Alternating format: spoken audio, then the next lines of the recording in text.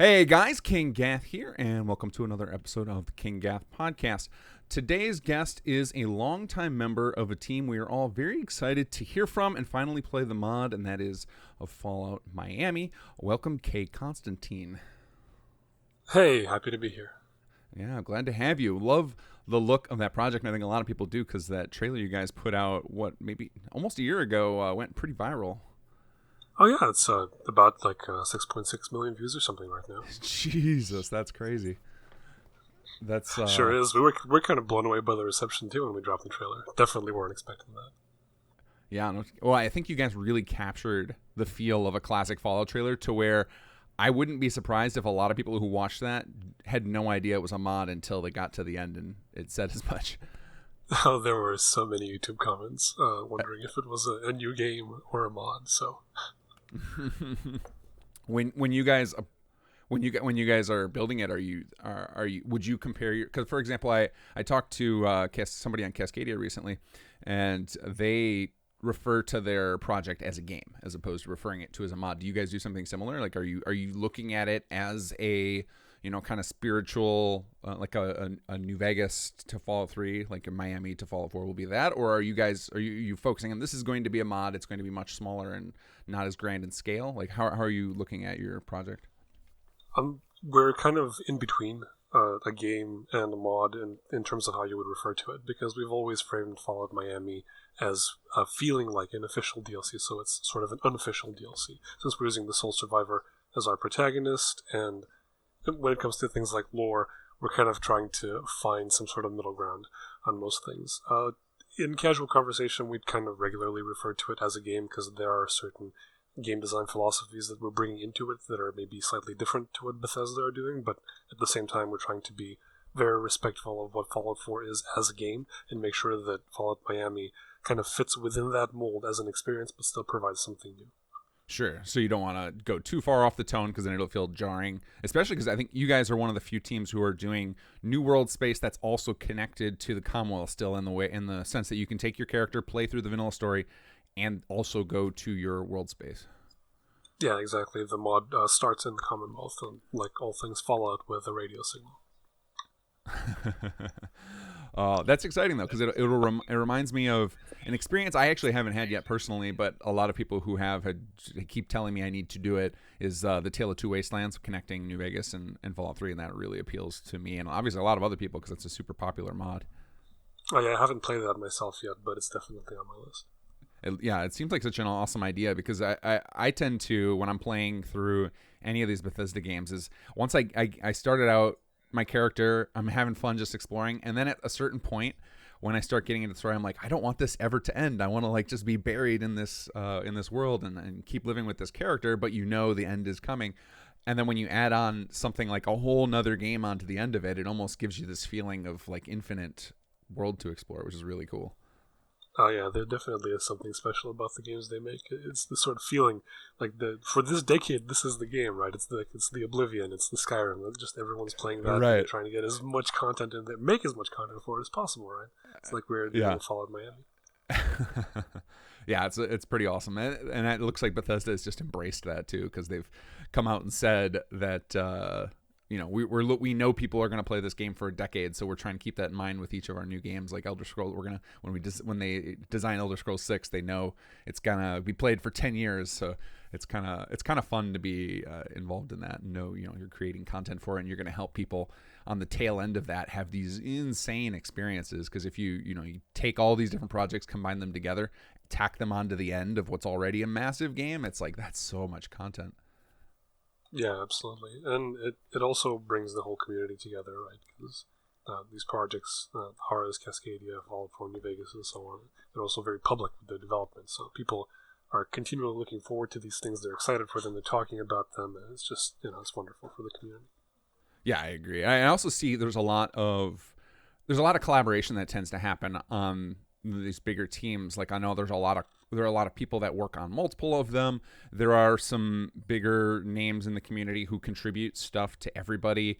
I've commonly cited Nyanka as one of those people, because he's just one of the few masters of the UI in Fallout 4 and ends up solving a lot of problems and allowing other people to kind of piggyback on his work, and really it's awesome to see that all happen, especially in the later life of a game, of the Bethesda games, where you get to see all these different puzzle pieces kind of start to come together and form a cohesive piece.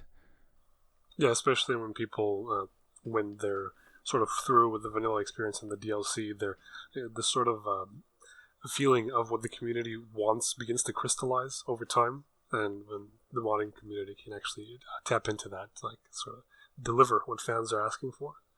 Definitely something that's really nice to look forward to. And we've had a lot of communication and it's a little bit of exchange of resources with the other mod teams too. Cascadia and New Vegas are definitely two teams that we've worked with in some capacity before. Sure. Now, what's it like to manage the expectations of something like 6 million views like that? I mean, that has to have had an impact internally on the team, because you suddenly are going to you've got a huge spotlight on you. First of all, I think you're easily the most popular, well-known Fallout 4 project in development, and you guys probably got a flood of people wanting to join the team, of asking you, when is this coming out? Like, what is it? How did that affect your team dynamics, your development, etc.? Ever since the start, or rather, what I would consider sort of the real start, because the project originally started as more of a conceptual thing and moved on. Anyway, we'll get to that later. We had an idea of a very specific scope, and we said that we are not going to expand beyond this scope, at least not too much, because it's very easy for these passion projects, these sort of hobbyist endeavors, to start just ballooning out of proportion and eventually never end up coming out, because there's just always something new that you want to do. And we just knew that, okay, if we ever want to come out with this, we need to have a good idea of what we're making and stick to it as much as possible.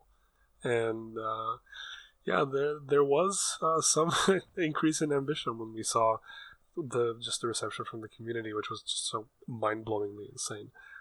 We felt like, okay, we can maybe make it a little bigger, but no, we decided to stick with what we're going to do. We had a good plan.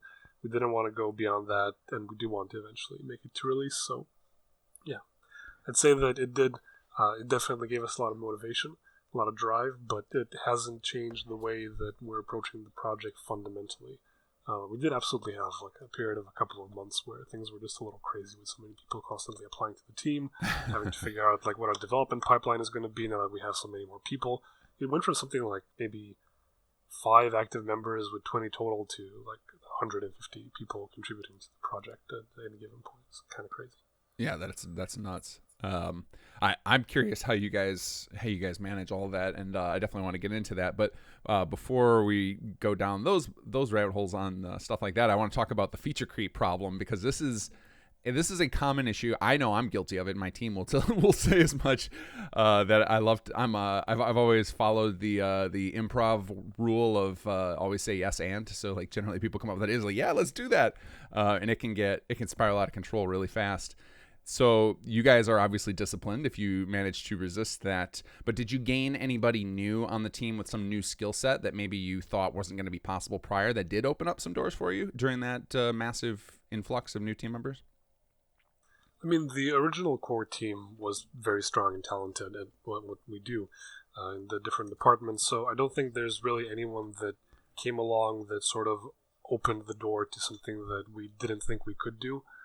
But the project has still sort of developed and evolved in a way that is somewhat different from the original intention. In fact, very recently, we made sort of a very, very big decision that impacts how the mod, you know what I mean. Yeah, see, how there you it's go. going to end up playing out. You said you referred to it mod. Sounds like maybe you called yourself out there. You referred to it as a game. Yeah, maybe. But yeah, we made a big decision about how it's going to play out, and it's completely different from what we thought we were doing in the beginning with that one specific thing. And I'm not going to talk about what that is just yet. You're going to have to wait for our spring development update to drop in the next week or so. I think I know what it is, and Sisto may have already spoiled it on the podcast I did with him. But I can delay. We'll talk about it after the podcast. Maybe I can delay the release of his podcast. If that'll be good, because it's right. sort of emotional. I'll talk to you about it after we're done. That's why before we started, I asked you, is there anything you don't want to talk about? And I think I did the same with Sisto, and he's like, no, I think everything's fine. But we'll cross that bridge when we get there.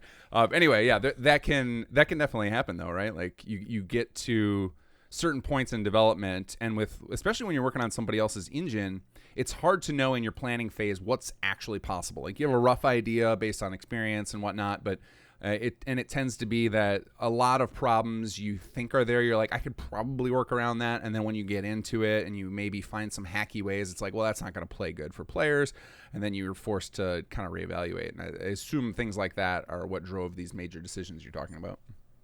Oh yeah, absolutely. Especially in terms of the writing team, because we're always trying to sort of push things in a more like role-playing direction, right? So, for example, okay, what kinds of checks can we do? Can we check for specific perks? Can we check for specific combinations of perks? Can we check for these various kinds of triggers to figure out what kind of situations we can create? So there's a lot of back and forth between the writing department and the programming people, and we have a pretty good idea of how the engine works and what's possible, and we're also basing a lot of the experiences in Fallout Miami on things that have been done in previous Fallout games as well, so it's definitely going to be something that feels familiar, but is also going to be something a little different from Fallout 4. Sure. Well, and I think even Bethesda has just shown us that they've kind of rolled back on that idea of limited dialogue options and voiced protagonists. Like with 76, they're moving back into the old method of the more Fallout 3 New Vegas style, where you have a larger pool of dialogue options. They tap into your perks and skills, and so you feel like you have more of a role-playing connection to your character. Yeah, I mean, I think even Todd Howard mentioned in an interview at one point that the way that they approached dialogue in Fallout 4 was maybe not the best option for them. I mean, when you go into a Bethesda game, there's a certain expectation that you have for freedom and how you would express yourself in the game world itself. And with Fallout 4, they obviously tried something a little different, something closer to like a Mass Effect or a Witcher. And at least if you ask most players in the community, it didn't necessarily work out, at least not in the way that they wanted to. And I, for one, am quite happy to see Bethesda kind of just stepping back, going back to something that they know works for the types of games that they make, and just embracing this sort of role-playing feel. Yeah, I'm glad they experimented with it though. You know, you wouldn't have wanted them to always be wondering. You know, I know people give them a lot of flack for that, or experimenting with the 76. But as somebody who's into software development and now into game development and directly through modding, you know, sometimes you just have this itch you got to scratch. You know, you got to see like, what does this do, and you want to try it. And you know, the only way to find out that it failed was to give it a go. And like, had they not, then maybe it would have, you know, maybe done a different way, or maybe it would have worked. Who knows? And there's also to say that there are a lot of people who Fallout 4 was their first game, and they probably enjoyed the voice protagonist because it made it feel more familiar. It felt like a lot of other games. And I did enjoy the voice protagonist personally, but it does make replayability difficult because it's like, all right, I've already heard this guy, this voice no longer matches the tone I'm looking for, etc. But the first time I played through it, I had an absolute blast. I mean, yeah, major respect to them for experimenting that way. And even with 76, most of the community, or at least the vocal people in the community, were kind of displeased with the direction of that game, and I was always saying, okay, well, they're trying to lean more into the sandbox things, aspect of the games that they make, right? Something a little more like, I guess, like a Mount and Blade or a Kenshi type game, you know, these sort of RPG sandboxes where you're not necessarily interacting so much with a narrative and other characters, but more so with an overall world. And I thought that was a decent experiment, right? It might not have been my cup of tea, might not have been someone else's cup of tea, but they can't know what works until they try it. And they tried it, and they evaluated it, and they decided what the direction going forward is going to be. Yeah, I think one of the backlashes from those types of experiments that Bethesda get in particular are because we don't get releases from them very often. So it's like their experiments basically mean we have to wait, instead of 3 or 4 years, we have to wait 7 or 8 years before we get another experience we're waiting for, which that's obviously disappointing because I think all of us who obsess over the Bethesda experiences, we put in crazy amount of hours and eventually we are tired of it and ready for a new one. So then if their new one is something that's so far off the mark from what we expected, then it's just like, all right, well, nobody else is delivering us these experiences. But to me, that says that there's a hole in the market, not that there's a problem with Bethesda experimenting. There's clearly we need more developers in that space. Oh yeah, there's definitely an appetite for this type of game. 100%. And I mean, we even talked about it earlier, where we said, okay, this is the game for the decade, right? So. Yeah, absolutely. Well, and that's why it's awesome that that Bethesda is so supportive of modding. I love how systemized all of their gameplay is. Like there is still so much that can, not even just including obviously things like what you're doing, where you're doing whole new world spaces and quest content and stuff, but even just in terms of the potential gameplay changes, people have hardly scratched the surface of what can be done with Fallout 4. I think there's still so much stuff to do. Oh yeah, especially if you factor in things like the script extender that allow you to check for so many more variables than the vanilla game. It's a testament to Bethesda's design philosophy that they create this engine, this framework, this combination of systems that is so insanely moddable. People can just go in there and even add new functions that Bethesda themselves didn't even program for it. It's beautiful. It absolutely is. Yeah, it's awesome. And yeah, the script extender, excuse me, I've personally stopped, like I personally avoid modding with it for a variety of reasons, but the fact that Bethesda never shuts it down is amazing. Like that's so awesome. They're so supportive of the community, and that they don't, because I imagine that it potentially can cause a lot of support issues for them, and it, maybe there are potential legal issues or something, but it seems like the sort of thing where other game companies might just put the kibosh on that, like send that cease and desist out, but Bethesda does not seem to do so. In fact, I think in the past they've even supported some of the script extender team by giving them information to help them along with their development. Yep, and it's definitely something I like to see from other developers too. Yeah, it's well, and I don't see any reason why developers would hate that, because having giving your fans the opportunity to continue playing a game or continue expanding on that means that they're getting more obsessive with your IPs. So like it seems like it's all benefit to them. I don't know why any game company would fight that, but it does happen all the time. Yeah, I mean, it is what it is. Although especially with the fact that like mods are now also starting to become a thing on consoles, I think more developers will become open to it in the future. Yeah, that was definitely a huge deal. And then I noticed Todd Howard mentioned multiple times at E3 last week or this week that they had recently hit 1 billion downloads of mods, and I assume that that's just through the Bethesda.net platform. So that's not even including all the mod downloads on Nexus, which probably dwarf Bethesda.net. So it's a crazy number of people that are playing with mods, and I really think they opened the door to making it a little more mainstream by putting it on the console and putting it right in the game, because I know there are a ton of people who find, like, for example, I have a lot of gamer friends IRL. Not one of them played with mods prior to the thing being put into the game because they felt it was too much of a headache. I'd be like, oh no, you just go download this software, and they're like, that's too much work, because the average gamer doesn't want to put in a lot of effort. Because most people who consider themselves gamers now are still casual compared to us. Yeah, that's definitely true. And with the fact that mods, playing with mods at least, is becoming more accessible, the hope is that more and more people will become interested in actually making them, so it expands our community as well. Oh yeah, absolutely. That's something I try and encourage a lot, of getting more people into modding, because I don't know if it's clear to players who play with mods that almost everybody who develops mods was a complete rookie when they started, and not in just making mods. Obviously, if you're just getting started, you're a rookie, but even in game development in general, that it's like most of the people that I know that are into modding did not come from some game development background. They just had some arbitrary skill set that they were able to apply, and a passion for trying to get into making game stuff. Like, would that be true for you as well? Did you come from a game dev background, or did you just come from a passionate fan background and you're using the skills you have? Definitely a passionate fan background. It started with simple INI edits when I was young. Oh, okay. Just messing around in settings files for various games, and eventually figuring out, hey, you can do a little more with this. You can actually start crafting things.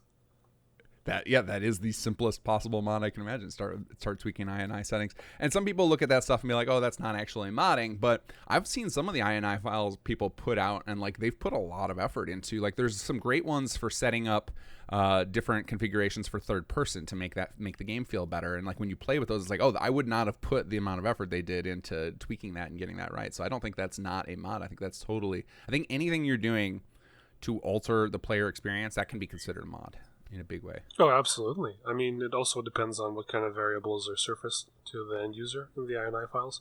For example, I made a mod for the first Dishonored game, And I Okay. never released it, actually. Just did that for myself, just messing around to see what you could do. What I did was I figured out that I could apply various weapon properties to other triggers, not just to the use of weapons. And there was a specific trigger for when you fall on top of an enemy's head from a certain height. And I attached the knockout effect from the sleeping darts to that. So that if you jump on someone from really high up, you would knock them out. Oh, that's awesome. It just opened up a new gameplay feature. Yeah, for sure. It would totally change the way you approach it. That's awesome. Yeah, modding is so much fun. I've been doing it for a long time. Personally, I got started. God, I don't even. I think the first game I modded was Quake 3. Might have been earlier than that, but the modding scene is interesting because it used to be in older games. It was kind of I don't know how to say. Like it was almost like game developers wanted their games to be very moddable, but it was still very difficult. So it was a very niche thing. And then there were certain games that would include editors with them, like Half-Life and most Blizzard games. But it's always been kind of this niche thing. And sometimes you would get developer support, other times you wouldn't. And now I feel like we're at a time where it's almost at an all-time low of the number of games that actually put out mod kits and dev kits. Even though there are probably more talented people and more people with available free time than ever before to actually do modding, it is odd. I think that we don't see it with a whole ton of games. It seems to be that I could be wrong on this just because I don't have a lot of time to game anymore. But it seems to me that there's nothing quite like the Bethesda mod scene. Oh yeah, I definitely have a similar feeling, and I think it's because sort of the relevance of the PC platform has sort of shrunk proportionally when it comes to the sort of, let's say, non-online mainstream gaming. So, for example, Sure. in the past, you would have big major game releases that would be PC-centric, and these days they're more multi-platform. And of course, if you're making something for consoles, it has to be a little more managed, so it's a little more difficult to provide mod support for that. But especially with things like Kickstarter games and PC sort of coming back into the spotlight, Yeah. especially in recent years, it feels like it's starting to get back into the mainstream. For example, CD Projekt Red, they released mod tools for The Witcher 3, which was this big, huge, major open world RPG release that wasn't coming from Bethesda and still has some kind of mod support. Yeah. And the community for that has been growing quite drastically as well. They recently came out with some fan-made mod tools that allow you to do so much more than the ones that CD Projekt released. Even. That's awesome to hear. I did not know that. I knew there were Witcher 3 mods, but I assumed they were like, because a lot of mods for games end up being just people figuring out how to do file injections. Like I don't believe, for example, GTA 5 is natively I don't believe that has mod tools, but people put out a lot of mods for it. And do you know if I'm right or incorrect on that? It's definitely something that I've seen. I know that there aren't like official mod tools for it, but there are still a ton of mods out there. Although Right. That's what I'm saying. I don't think there are things. official mod tools.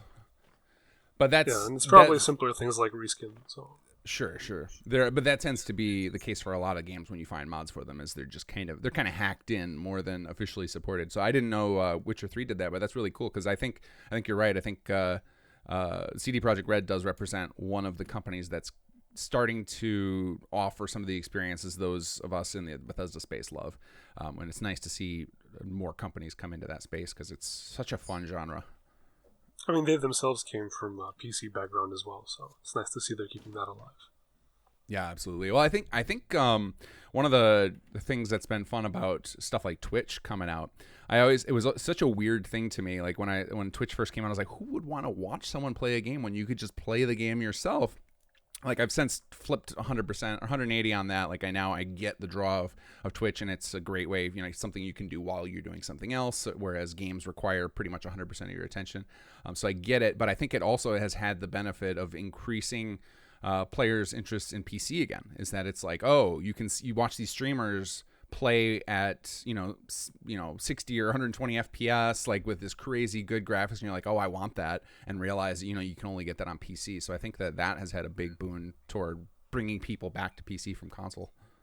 Yeah, I absolutely agree. And it also has to do with the sort of community building aspect of Twitch, because you're in there in the live chat talking with people about what's going on in the game or in the stream, and you'll have the PC gamers in there saying things like, oh man, he's probably using this kind of graphics card, or oh hey, there's a mod for this. So even people who might just have a casual interest in the game or the streamer, they might see something in the chat that's like, PC gaming, maybe I'll give it a shot. Maybe I'll see how that is. Yeah. I would also say that's also a boon for mods is that people get you. I see a lot of times I've seen big Twitch streamers, or at least fairly large ones, who do play the Fallout, because it's obviously not the most popular Fallout 4. That's not the most popular game right now. But you'll see them busting out big new release mods and stuff, and it's really cool to see that they're giving them a spotlight, and you see surges of new players.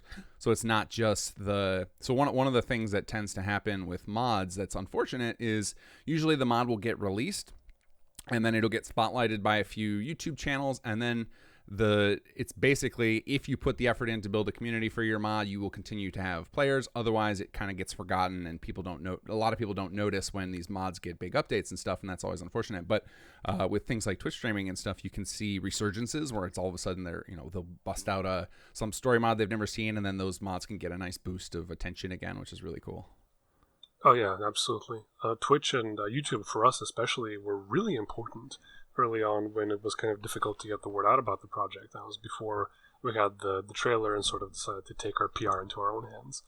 Juicehead, the YouTuber, he would cover our development updates that we post on our blog, and obviously a blog, you don't get that many hits as you would on a YouTube channel. And every time he would put out a video, we would get new people coming to our community Discord or hitting us up on the forums or on social media, and we did rely on that for PR for a little bit until we decided to do it ourselves. Yeah, it's interesting how that goes. That when you want to get a mod, because there are certain things you can do by yourself in modding, and a lot of people do amazing work solo. But when you get to a certain point where you want to attack a certain type of project, it's a very strange environment we're in, that you now kind of have to do things like have public relations and marketing just to do a project for free. It's very weird.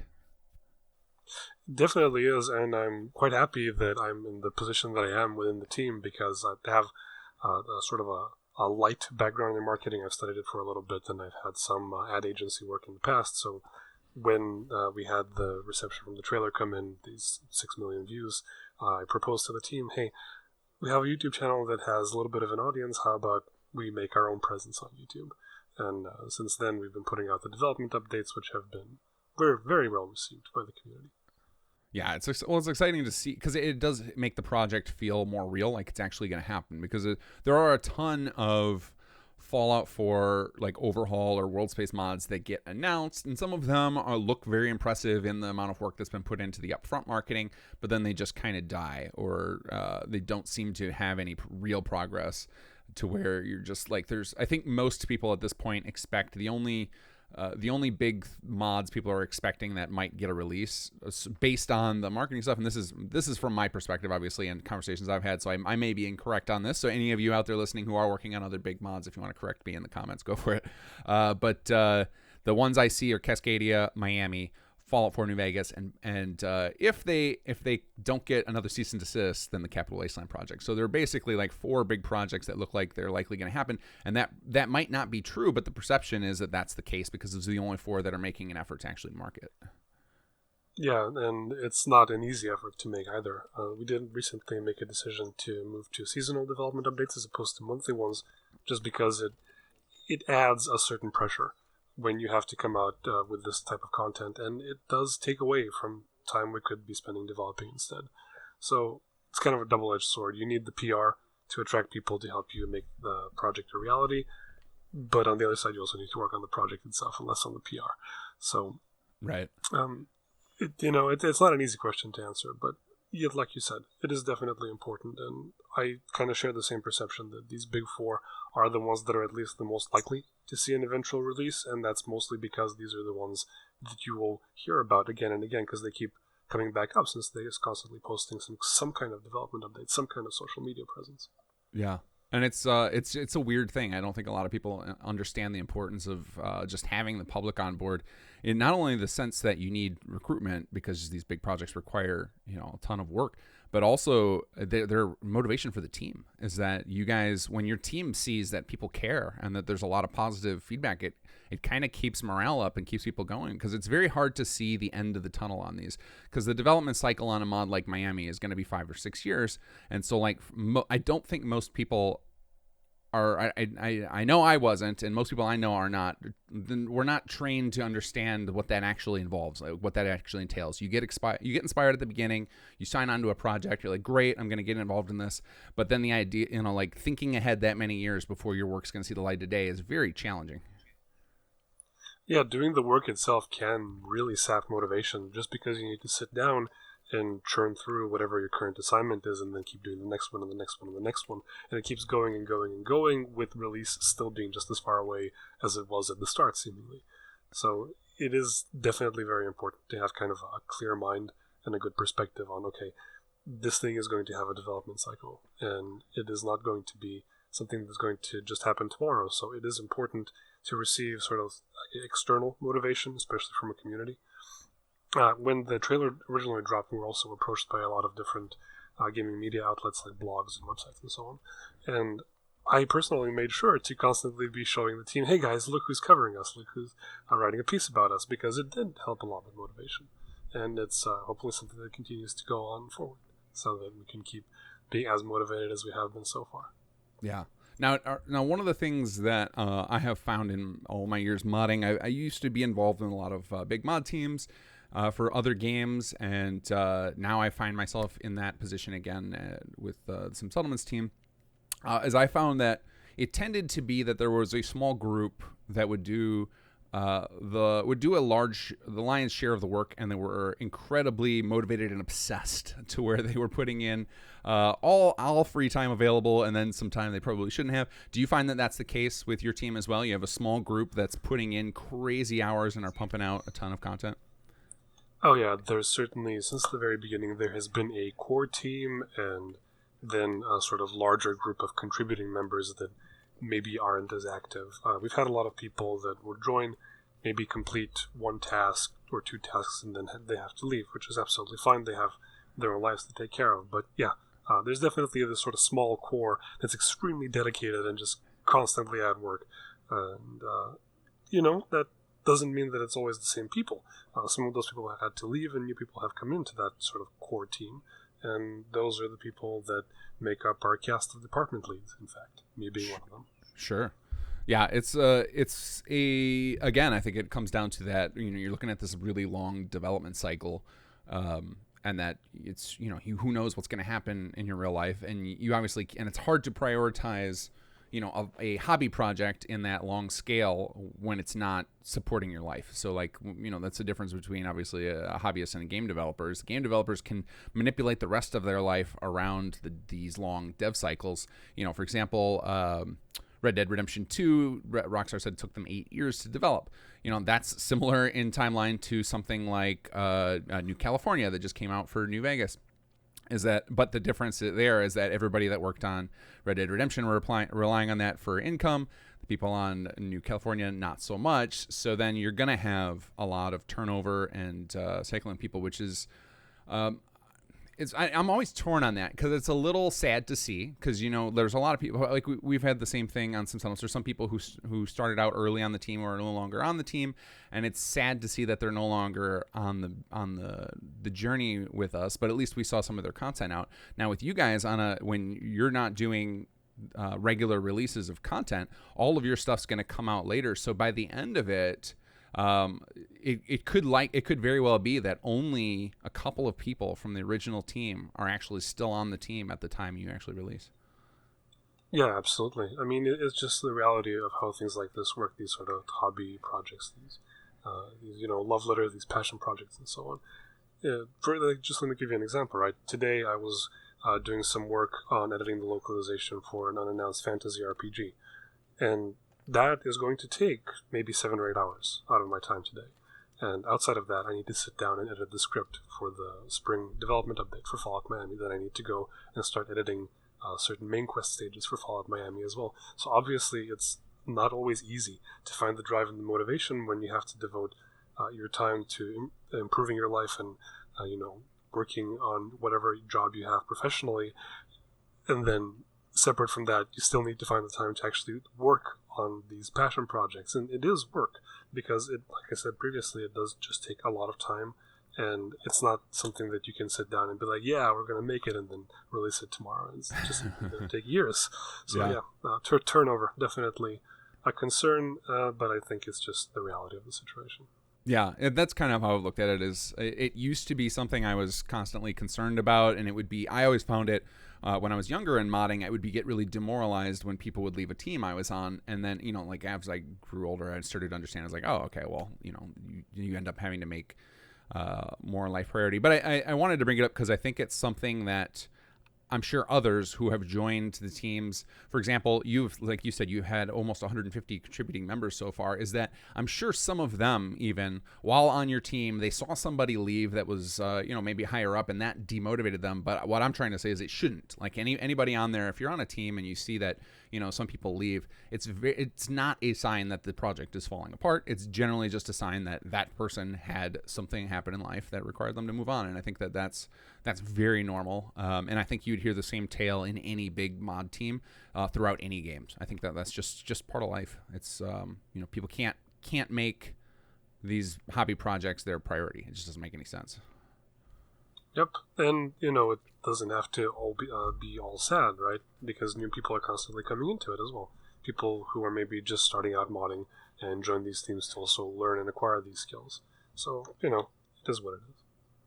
Yeah, absolutely. I just always am interested in the motivation factor, because it's such an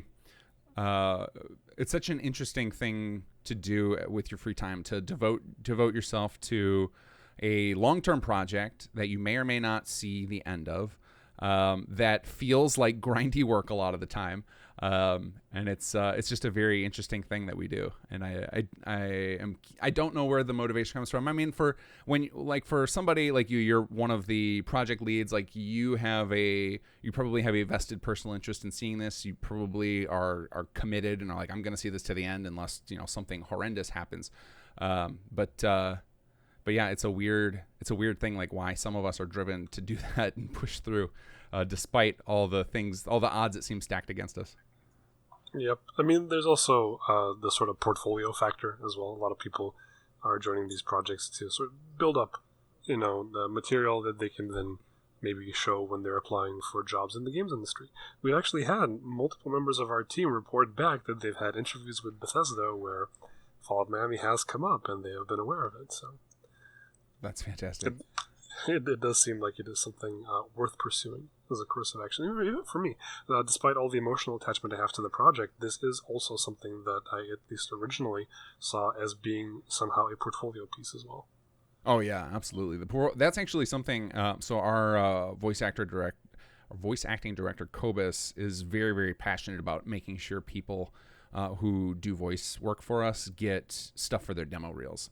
And I think that's something, his motivation to get them, that has been something inspiring to me, to where I've been trying to do that now for other people as well on the team, of like, it's, that is a big driver for a lot of people, is that they want to be able to show off what they've been working on, even if they had, a smaller role, or if the specific thing is not necessarily something that's flashy, is giving them some way to show other people, like, hey, this is what I put all my time into, and that they have something cool to show off, even if it's just a quick video or a little vertical slice to show off what they contributed. I think that's really important to team morale and to individuals, so they don't feel like that they burned their time.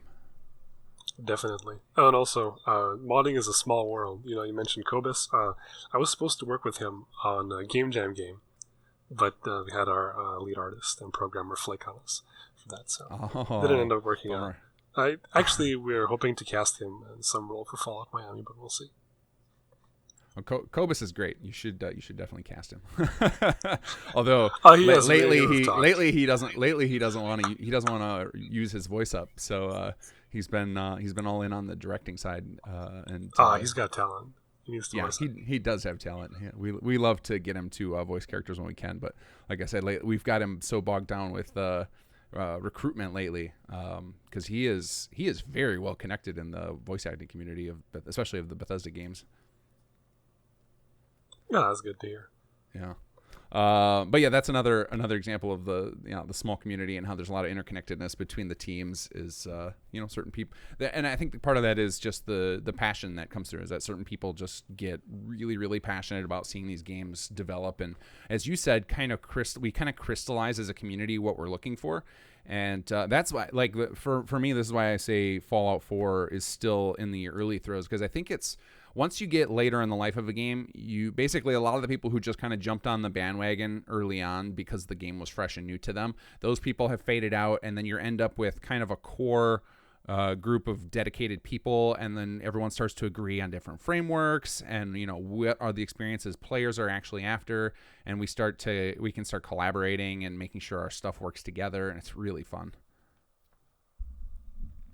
So and we get to look forward to these big mods releasing eventually. Hopefully. Yeah, absolutely. Yeah, hopefully. Well, I think we're all support. Like, everybody who's playing is very supportive and excited to see projects like Miami and Cascadia and Fallout 4 New Vegas actually make it to the end, because you see so many that in previous games that never have gotten released. Like, there are still some that have been announced. For example, one of my ones I've been waiting for forever is Skyblivion, because I never got to play through Oblivion properly because it just didn't work within my game schedule at the time when it was out, and now I've tried to go back, and it feels unplayable to me to play Oblivion after playing Skyrim.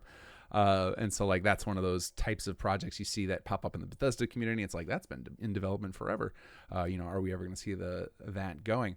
Now, I would like to think that there are enough experienced folks. The tools have gotten easier to use.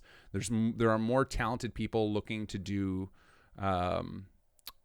volunteer work as hobbies to build themselves up a portfolio, that I think it's actually easier now to mod than it ever has been.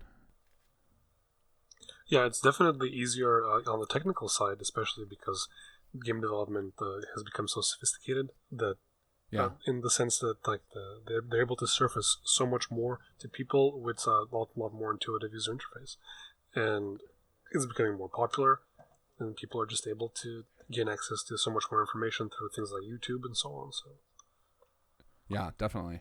So when you had that boost of people, so you got that big trailer out, and you suddenly had this influx of interest and stuff. How did you handle going from your scrappy squad of 5, which I imagine at the time those 5 were all your core dedicated folks? How did you expand to that rate? I know obviously when we say 150, you're not talking about 150 active members contributing daily. You're talking about a lot of them are probably like you said, a couple people throw one-off assets and stuff, but still to manage all those people coming at you saying, like, I want to help, and not to mention that if you had 150 contributing, you probably had 5 to 10 times that many applying. Like, how do you handle all that? That's a big change. It's suddenly like you need an HR department all out of nowhere. Oh, you do. You definitely do. You need things like project management. You need things like structure, and a lot of how we handle it specifically is inspired through various corporate structure philosophies and so on. It's something I tried to bring into the project from my studies at the time. Was studying international business, and I was saying, okay, well, guys, we need to sort of separate into departments with leads and sub-leads and start doing things like scheduled meetings and so on. You definitely need an extremely robust structure. If you're going to have an amount of contributors in the triple digits, it becomes nearly impossible to just manage the credits on that without having a very well defined and very well thought out structure. So it requires planning. It requires definitely structuring, and it also requires an increase in level of activity. There is a very big difference between being a lead writer in the sense that I sit down and I plan the world building and the lore and so on, and I am a lead writer in the sense that I have to manage a writing team. I have people who are accountable to me. I have people who have to report where they are in their current task to me. We start having to do milestones, progress management, and so on. It can get a little crazy, and it is very important to have a good knowledge of how these things happen in the quote unquote real world, right. Sort of more refined and legitimate organizations. And it's something that I'm very happy that we're able to bring to Fallout Miami. And it's, without hyperbole, it's one of the things that has helped us survive for this long as a team and still remain active in development. So what would you say your breakup personally of workload is? So you mentioned multiple things there. So the way I see it is when you're up in a leadership position of doing a mod, there are three primary things you have to focus on. There are the job you originally came on to do, your passion, your skill. There's the managing the people under you that are doing that same thing, and then there's a third thing that's the less glamorous side of modding, which is that there are always random tasks that don't need to be done by any particular person, but they generally tend to be very tedious. And I think, like in your case, you mentioned the string translation. There's always those tasks, and I seem to see that it tends to be the best people to handle those tend to be core team members, just because they're committed to the project and they're not going to burn out from having to do that. So first of all, would you agree with that, those three things, and are there other things you break your workload into? And then second half of that question would be, what percentage do you spend your time on each of those things? I would 100% agree with that assessment. For example, and this is just a really, really good practical example, say that there's like a world building element that we come up with in the writing team, and it requires a little bit of additional work, but not enough additional work to actually rope in members of other departments. So I sit down in Photoshop and draft out a design for a logo, for example. And that's not something that you would really consider a lead writer as doing, right? You would expect that a lead writer would either write or lead the other writers. But very often I will do things like this. Like I'll sit down and just design some extremely minor element in Photoshop. Or the things to do with PR. To this day, I am still the sort of PR manager for Fallout Miami. Hopefully we can get someone for that at some point later down the line. But so far I'm pretty comfortable at it. Yeah.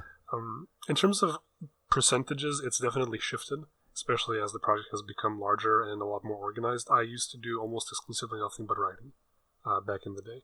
These days, I'd say that the amount I spend on actually writing is maybe 30% or less. Yeah, that's interesting how that goes. It's a little disappointing personally that you end up having to shift that much, because that is where the fun is. But at the same time, I'm sure since you've obviously accepted that and you don't sound upset by it, and like I feel the same. I'm not really upset by it. It's more like you recognize that if you try to do it all yourself, if you try to cowboy it, you're going to be limited in your capacity based on your own time. Whereas if you take some of your own time and put that toward management, and you're managing, a number of other people, that you can magnify the amount of stuff that can be produced in that same amount of time. Yeah, absolutely. And it's actually not even that bad, to be honest, because of our particular team structure, especially in the writing department, because we do a lot of things cooperatively. We have brainstorming sessions and so on. So, still get to flex the old pen here and there. So what would you say your biggest contribution was to the writing side of things? Or did you write the core of the main storyline? Are you handling side quest stuff? Like where is your primary contribution there personally? That is a deep pull, and a pull I love. So way back when the team was extremely young and I was still just a writer, not even a lead writer. We didn't even have leads back then, just had a project lead. Right. Sir Balin was recruited as another writer, and me and him hit it off something fierce, let me tell you. Before that, I was just doing some loose world building here and there, but obviously he himself also has experience in writing. So we sat down and we just started talking, and fleshing out these ideas for world building, for lore, for factions, for how these things interplay, the economics of the world, how things are laid out, and so on. And eventually we just build out this extremely, extremely solid foundation that we can build so much on top of. In terms of me personally, I'd say my biggest contribution has definitely been the world building specifically. I have sort of obsession in keeping things coherent and making sure that everything relates to everything else, so that it doesn't feel like this weird, disjointed combination of ideas. And it has been a struggle in some ways, just because it is a relatively large game world in terms of how much there is there, for at least for the number of people making it and for the amount of time we're able to devote to it. But yeah, definitely would be world building. Secondary to that, I'd say planning out the main narrative and certain characters, maybe certain key side quests in terms of narrative there, but I definitely say that my contribution has been more towards the overarching stuff and sort of key thematic points here and there, because we do have a thematic and narrative structure that we do want to explore from multiple different viewpoints. So as a lead writer, part of my job is to identify that, okay, well, let's say that our main thematic thread is the struggle between order and freedom, something that's very traditional to Fallout. Sure. So to explore that properly, we need to explore these concepts, how they relate to each other, and explore them from different perspectives. So I need to come up with exactly which perspectives those are and exactly which way we explore those topics, figure out which parts of the world fit that the most, and then start figuring out how all of this relates to each other. It's something I enjoy quite a lot. Yeah, and that's a very deep subject there too, to try and figure out all that and do it in a way that makes sense. It's also a struggle, I would think, because you're trying to do everything in as narrow a timeline as you can, because obviously you don't want these to take, you don't want the project to drag on for 10 years.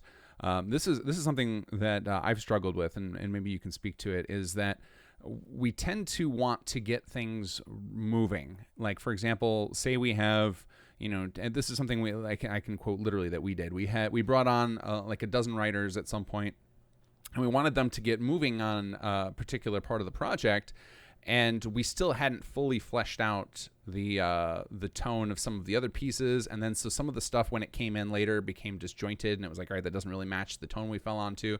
And in hindsight, it would have been great to spend 6 months developing out this tone first, and then giving that information to them. But because we were operating on this idea of like, all right, well, we want to hit this particular cycle, which means we need people working now. How do you guys deal with stuff like that? And is that a thing you've run into as well? Yeah, it's especially difficult when you're bringing in new people. Then the project already has this established groundwork that is sometimes quite difficult to relate to someone who's coming in from the outside with completely no information. You need to have extremely good and detailed documentation to actually bring someone into it, because a lot of this is in our heads when we're coming up with it, and we're writing a lot of it down, but obviously we might miss certain beats here and there. And then let's say you give someone a task to write a location summary for a location, and they just aren't aware of what that location is supposed to do thematically, and they end up making a mistake there, and then they have to go back and edit it, and that's adding sort of extra overhead to the amount of time that it's going to take to actually get the whole thing done. So it's definitely something that relates a lot to scope management and project management as well. Like I said, you have to have extremely good documentation to keep people on the same page and make sure everything is easy and accessible, easily researchable for people that are coming into the team fresh. So what is your approach to that? Do you guys keep a team wiki or something of that nature to keep everybody on the same page as far as where you're going with your story and the things that are important to the tone and what you're trying to accomplish? I mean, there were some, let's say, internal issues at a certain point, which is when we were trying to flesh out the Fallout Miami story Bible. Okay. So I'd say that we're still doing that. Currently, the way that the process works is that we do have a very good sort of overview on everything in the mod that we can easily present to new members, but when it comes to certain more specific things, usually people have to actually ask me individually. And it's kind of sad, because I would love to just be able to sit down and write all of this out. But that would take time away from me handling the PR, that would take time away from me working on the main quest, that would take time away from me managing other sides of the project. So, it's sometimes it becomes difficult, and you kind of have to just keep things rolling along as best you can, because you just simply can't devote as much time as you would like to towards something like this. And it's definitely led to situations where compromises needed to be made. Like you said earlier, things are starting to get developed in different directions and become a little disjointed. One of the things that has happened multiple times in this project is that we have been just going down these trains of thought that just start to diverge at some point. And a good way to describe how we've dealt with that is that we sort of cut those off at a point where we feel we can connect them back together, and we connect them back together at that point. And there's actually been some really beautiful art from adversity happening in Fallout Miami, just due to as a result of that process. Sure. Yeah, that's one of the fun things about the collaborative process with doing mod development or game development, is that as you have people coming in at things with different ideas, occasionally just like organically new ideas can spawn out of that in the conflict of arguing over a particular idea, or if somebody did something incorrect and it's like, actually we can kind of make that work like this, then you'll get new things kind of develop, which is really cool to see. I mean, there are things in Fallout Miami that I would not have any other way than the way they turned out, and I originally disagreed with the opposite direction, and eventually there was this just beautiful compromise that works so much better than what we individually had before. That's awesome. It's part of that dynamic me and Sir Balin have, especially. We tend to disagree a lot, but we do always come back to the same page, and it's always something that's so much better than our individual ideas. Yeah. No, I think that's really important. In fact, there's some of the people that I tend to work best with on our team are people that we will get in, large disagreements about particular things, about what's important and what the focus is and what direction is, and that end up being very fruitful conversations. Whereas if you're just circled with, if you've just got a positive feedback loop going, you can go down the wrong direction. You can go down, you can go too far down a rabbit hole that nobody else wants to go down if you had no pushback. So I think that there's definitely a need. Like, you got to have, kind of people butting heads a little bit so that you don't go too far off the rails. Yeah, exactly. Perspective is hugely important. It's unironically, I will say that this is the most important factor for the specific structure I decided for the way that we're developing the main quest. We have 3 main quest paths, like in general. So you would have the Nuclear Patriots, the Enclave, and then a neutral option. And I very specifically wanted each main quest stage to be worked on by multiple people at the same time, not to have one person that's sort of in charge of it, and then they go down the whatever they're thinking, and then it turns out these things don't fit together very well. We have work groups for each one of these paths, and each quest is conceptualized by the work group together in a brainstorming session. And then once I'm certain that everyone is on the same page, just figure out which of our writers is best fit to handle that quest for the moment and hand it off. Interesting.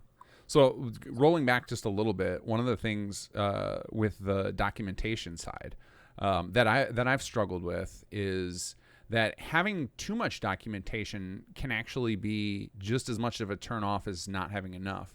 Because if you have each new person comes on board and you just dump them with, here's our 60-page story Bible, you're going to need to get familiar with that. That's not a great onboarding strategy. Like, that's going to be, for a lot of people, that's going to be like, oh, I guess I'm just another cog in the machine. You know what I mean? You just need me to go through and do these motions. Like, that can be a negative side of it too. So I think that that the struggle you're talking about of trying to find the time and work with what you've got, of getting information to people, I think it's important that it's a struggle. I think that there needs to be that, because then it forces a lot of personal communication, and you can kind of develop some relationships with the people that you're bringing on. Yeah, it's a constant process of refinement, and especially with the documentation, it's really important to keep it as lean as possible. And just in the last couple of days, I had to deal with a situation where I just wasn't able to find a certain document. It's not even so much a factor of these documents are big as that there's so many of these documents. Oh, there's a reference sheet for the team members and their credits page. There's a separate reference sheet for which tracks go where from the soundtrack. But there's also another sheet for which tracks are being worked on and which aren't being worked on. It just becomes kind of a nightmare to manage if you don't have a very good idea of which documents you need and which ones you don't. For a while, we had someone on the team. Their entire job was just keeping all of our files organized, because we were having that same problem of it becomes cumbersome, especially because you have multiple people in leadership roles who have different organization styles, and you have like a team meeting and you're trying to figure out what do we do with this, and somebody will just take the reins and go with it, and maybe they do double work or create spreadsheets on their personal drive that nobody has access to. It can get to be real messy real fast. Yeah, it's where communication comes in. Yeah, absolutely. So what do you guys do for meetings and such? So obviously you've got leads, sub-leads. You have this massive team. How do you guys handle organizing those groups? Do you tend to do leadership meetings on a regular basis, and then each leader has their own sub-meetings? Do you do giant team meetings? How do you handle all that? It's fairly decentralized, I would say. Within each department, we kind of left it up to that department's lead to figure out how they're handling the situation, and then sort of for the overall project, we do have not extremely strictly scheduled lead meetings, because obviously people in different time zones, real life gets in the way. Sometimes it's hard to stick to like, okay, every Sunday we're going to sit down and talk, but we do strive as much as possible to have fairly regular meetings where the different department leads sit down. We present what our department has been working on. We talk about, okay, for example, say the audio department wants to get a certain number of tracks done within a certain time frame. then they'd come to writing and ask, okay, I need information on these locations, and it would be good for you to present me this information within the next couple of days so I can get it to my people and they can start working on the tracks. So I'd say it's kind of a combination of having like very, very strict planning and structure and not having any at all. Because sometimes it just happens that maybe half the team, bad luck, half the team can't make it to this meeting, so we just have to reschedule. Right. Yeah, it's definitely a struggle. The pattern we've been using is we just have regular meetings and just tell everybody, like, show up to the ones you can, knowing that it's going to be, a lot of real life is going to get in the way. And then that's been working for us, but I've been curious how other people handle that, because obviously it does. There's also the other side of the big structure and stuff, is that some people are not fans of like the hierarchies and organization, and then that frame can turn them off. And I think a lot of artists fall into that. So that's kind of an interesting dynamic that happens with these projects as well, is that there can be personality conflicts directly with just the way you're trying to organize a project of this scope. Oh yeah, I think there isn't a single larger mod team that doesn't have that happen to them at some point. Oh, it's just impossible, when you get like people with different personalities in one place working on one thing for years and years on it. There's bound to be something that happens like that at some point. Yeah, it's good to hear that. I'm sure anybody listening who's also on one of these big non-teams, to hear that it's the same across the board. This is just normal human interaction. You have any group of people, there's going to be conflicts of personality, there's going to be conflicts of schedule, and then you toss into the fact that it's all volunteer and that everyone has to make their real lives their priority. That it's a mixture. It's a mixture for chaos. But it's chaos. You kind of have to like fight, and you need the core team, like people like you who are leads on your team. You guys are kind of the glue to help power through, because that's what you have to do if you're going to make it to the end. Yeah, exactly. And I mean, you said it earlier, right? Sometimes it feels like these teams need an HR manager. Right. Yeah, it is, which is a very hard one to do, because obviously that's a very unglorious position, and you're not going to get paid for it. So it's kind of you definitely need that passion. And so unfortunately, and I think that could be another reason why the Bethesda modding community is so uniquely strong, is that the games developed such a cult. Well, I wouldn't say cult because it's fairly big, especially thanks to Skyrim, but have developed such a fanatic fan base that it's easy to find dedicated, passionate people who are just like obsessed with getting to the end of a project, regardless of the cost to themselves. I mean, you could even look at it as a sort of mini gaming industry on its own, if you think about it, because we have these groups being formed, and we're sitting here talking about PR, HR, and so on, like structures, organizations. Absolutely. Well, and the other thing is that this is something that occurred to me a few months back, that I've been harping on, probably to the annoyance of my listeners that I keep saying it, but it feels like we're actually a direct competitor with AAA game spaces now, thanks to the free-to-play model that's become so popular. Is that mods are effectively, we're competing for the same attention as Fortnite, as Apex, as Netflix. Like we're now front and center on a platform with a lot of heavy hitters and big teams that are getting paid a lot of money. Which is very strange, like that we're now in that space, because it's no longer that it used to be. Mods had this unique space of they're the only free game in town. Like you've got, people would be looking to expand how the life they could get out of their games, and that was a role mods could fill on. Or obviously the just changing the game they liked to make it work a little differently, but all in the name kind of getting more of that experience, and you could do it for free. Well, now that's not the case. Now there's so much stuff that can draw your attention that it's interesting that we have to compete for it. It's definitely a far cry from editing INI files. Absolutely. I could say it's probably one of those double-edged swords, though, because it makes it so that we're probably seeing better mods for games than we ever have before. In fact, I know that's the case. Like some of the mods I've played for Skyrim are just mind-blowing, and would never have existed 10 years ago. And like, so like it sets the bar much higher, so you get much cooler stuff. But also on the other side of setting the bar much higher is then it makes it so that it's harder to get into the space. That it makes it so that like starting out in modding, players are going to have higher expectations for what people should be releasing, and it's all for free and it's all your hobby time. So I could definitely see that becoming a barrier to entry, is that people would get discouraged because it's like, wow, the amount of work I have to put in to get anyone to try my mod is a whole crap load. Oh yeah, definitely. But I will say there's like a very large gradient there for how it works exactly, because outside of being a member of this particular mod team working in this particular role, I am also a modder in my own time. And I have a couple of fairly popular mods for the games that I've made mods for that are really small scale, sort of like individual project type things. For example, do you know Darkest Dungeon? Yeah. Yeah, I have the highest rated Crusader skin on the Steam Workshop. Oh, really? Okay. And I made that like in a weekend or something like that. Sure. And it got a lot of recognition from the community, and it's just this sort of smaller thing. But it definitely depends on how things are framed, both in relation to how this mod itself is placed within the overall modding community and so on. So I think it's kind of a topic on its own, to be honest, because there's a lot to talk about there.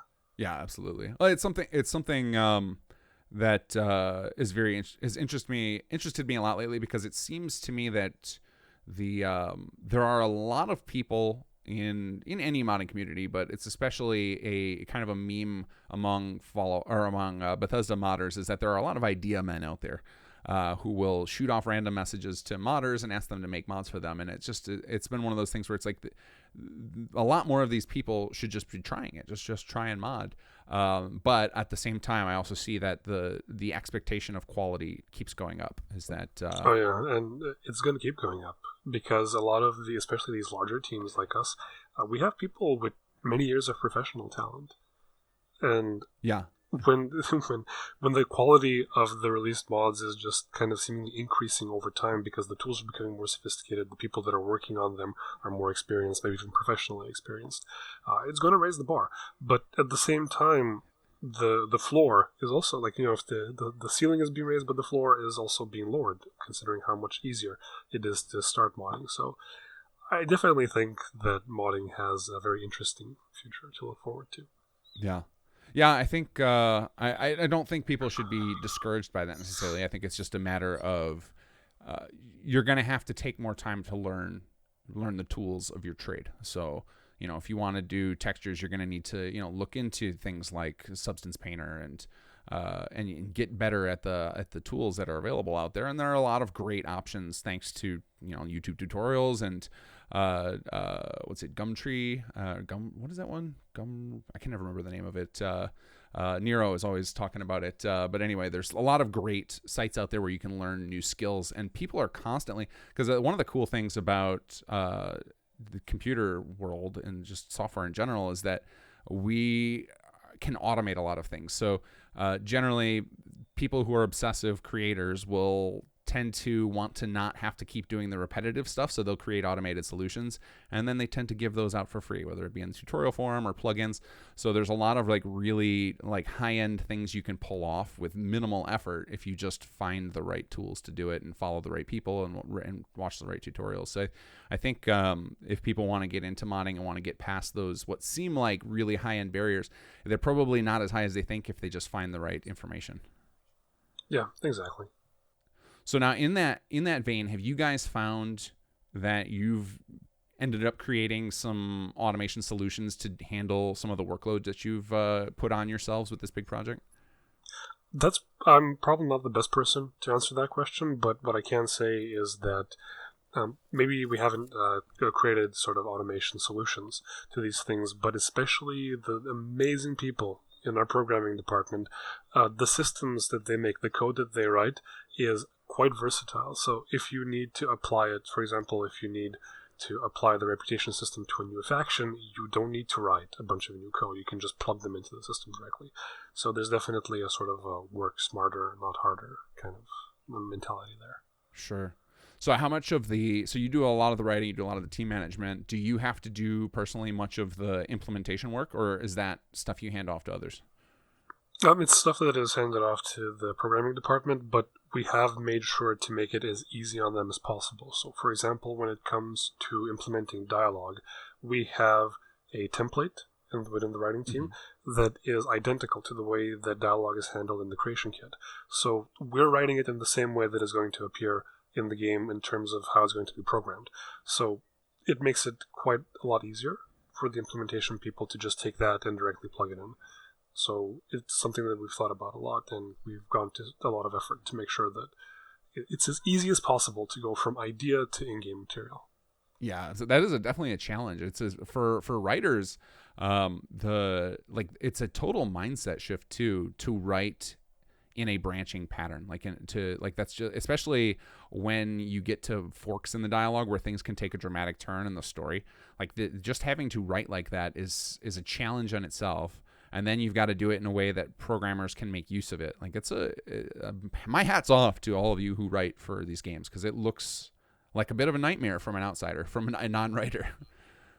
There's definitely a learning curve there, but once you figure it out, what exactly your limitations are, what the structure is, how you're supposed to write it, it becomes quite smooth. You just need to make sure that you are aware of those things, and for example, as a lead writer, that I communicate these things to the team, because everyone wants to sit down and write some awesome dialogue, but they need to know how to do it in a way that can actually be implemented into the game, because the more revision that you add to a project like this, the longer it's going to take. And with the just sheer amount of material that's going to be in something like Fallout Miami, we need to optimize our development process as much as possible. I think we've done a really good job at that. Yeah. So when you bring on new writers, how do you handle the finding, what is your personal process for evaluating someone and saying, all right, this person I think has got what it's going to take to write for Miami? Because it's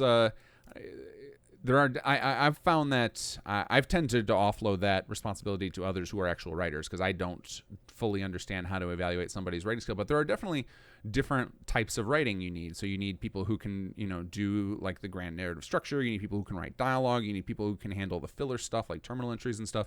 How do you go about evaluating people's writing skill in that way? It's been a minute since we've had recruitment in the writing department, and it's been even a longer minute than I've been in charge of recruitment for the writing department.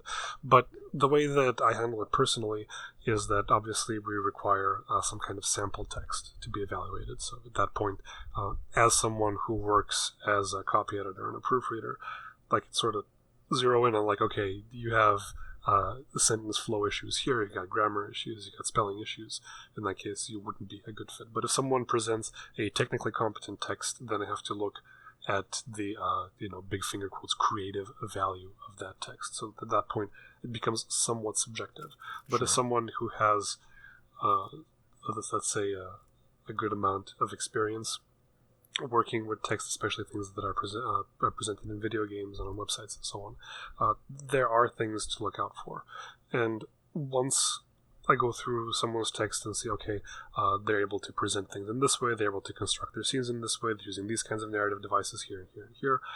At that point, I decide whether that's someone that we need in the team or not. And if they are, at that point, I would conduct a one-on-one interview with them, where it would be something a lot like this, just sort of a casual, off-the-cuff conversation, ask them about what their influences are, what they've been inspired by, what they want to bring to the project, why they became interested in the project, and sort of get a feel if that person would be a good fit or not. And then if it's a yes, then we get to see if they'll accomplish their first task with flying colors or no.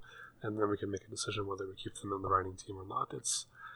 It would be nice if there could just be some really hard-coded standards to just a binary yes-no. But it does have, especially for something like writing, it does have to be a somewhat more intuitive, almost a creative process in its own right. Yeah. Well, and there aren't a lot of things that compare directly to video game writing. So we found that there's very few people. We've had a few people who've come with a little bit of background in video game writing, but the most common thing we've found that people come at us with that they've had experience with is writing for Dungeons and Dragons. But beyond that, most of the writing people come at us with sample-wise don't fit the writing style you have to do for games. Like the branching dialogue is a unique beast in itself. But like, people come with screenplays or with short stories they've written, and it's like none of that really prepares them for what they're going to have to deal with writing branching dialogue. Have you found the same to be the case? Yeah, absolutely. It's been difficult, and we haven't even really started the dialogue writing stage of Fallout Miami yet. We're still working to nail down everything in terms of like what events take place in what sequence, and like sort of specific things where there's going to be dialogue checks, where there aren't going to be dialogue checks, and we'll move towards writing the bulk of the dialogue after that. We've written some. In fact, I think right now we have a casting call club opening for a voice actress for a quest for the quad-barrel shotgun that's supposed to be releasing soon. Oh, fantastic. So it's definitely something that people need to either already be good at or learn when they come. If you get someone who is really talented and they are just not knowledgeable enough on how branching paths and skill checks work in games like this, it is possible to train them and to teach them, but it becomes less possible to do so the larger and more ambitious your project is and the more progress you've made on it. So, right. Not an easy question to answer. It is sad to say, but there are times where you will just have to say no to a brilliant writer who is simply unable to work within these constraints. And they are tough constraints, and they get tougher in Fallout 4 because of the voice protagonist. Now I know most of the mod teams have moved away from using those voices just because that's such a struggle, especially because then you're forced to make all of your NPCs do the exposition. You can't have the character ask any meaningful questions. How are you guys handling that side of things? It's definitely been a struggle in the way that we've been handling it so far, even just conceptualizing it. Like you said, right. You would have NPCs delivering exposition, and that's expressed in a couple of different ways that neither of which are really comfortable for a writer. You would either have a follower NPC walking around with the player talking instead of the player, with the player making choices here and there, or the thing that I hate the most, having the NPC that the player is communicating with suggest things that have to correspond to a yes or no answer. Right. It's very limiting and something that we're quite unhappy about. Yeah, I think that's another. It's a reasonable critique of Fallout 4 in the sense that Bethesda knows that their games are heavily played by modders, and they know that the modding community developing quest content over time is a big part of the value proposition of their games. And so doing something like the voice protagonist, on top of limiting role-playing in the game itself, it also limits the scope of mods, because they're always going to feel a little disjointed if they don't go with the voice protagonist. But it's a tough line to walk, and I feel Matt, hats off to all of the writers out there who have made it work. Oh yeah, there's definitely some really good stuff out there that reuses vanilla lines like Tales from the Commonwealth, for example. But it becomes more and more difficult the more different your experience is to vanilla Fallout 4, especially if you go to a new location where there's just so many new names for groups, for locations, for characters. Right. Yeah, it's just like, wow, it's very odd that my character never ever said this character's name or mentioned that location. It's always so vague. It starts to feel, it can feel a little contrived, but I'm hopeful that players have kind of I think the players that are sticking around and playing these big quest mods have I don't want to say lowered their expectations, but have basically accepted the fact that their player is basically a yes/no box more than anything else as far as the voice goes, and they we can kind of work within that frame, knowing that players anticipate this, and so as long as the dialogue from the NPCs they're conversing with is entertaining and well written, that they kind of give us a pass in that regard, even though it's maybe not as satisfying from a writer's perspective. I mean, you can definitely get creative here and there. The recontextualizing vanilla player responses is something that's actually kind of fun to do, but it's a little difficult to rely on that for something that's a little larger like Fallout Miami. Sure. So with Miami's progress so far, do you guys have